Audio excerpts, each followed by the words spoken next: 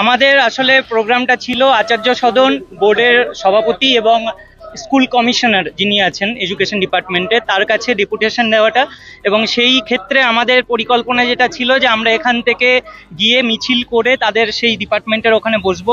তো দেখতেই পাচ্ছেন পুলিশ বন্দোবস্ত করে রেখেছে, আমাদেরকে এখানে আটকানো হচ্ছে।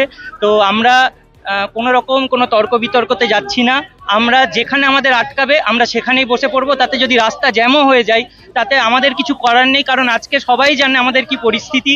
আমাদেরকে সত্যি পথে নামিয়ে দিয়েছে এবং সেই রায় যেটা আমাদের পথে নামিয়ে দিয়েছে আক্ষরিক অর্থে আমাদেরকে পথেই বসতে হবে।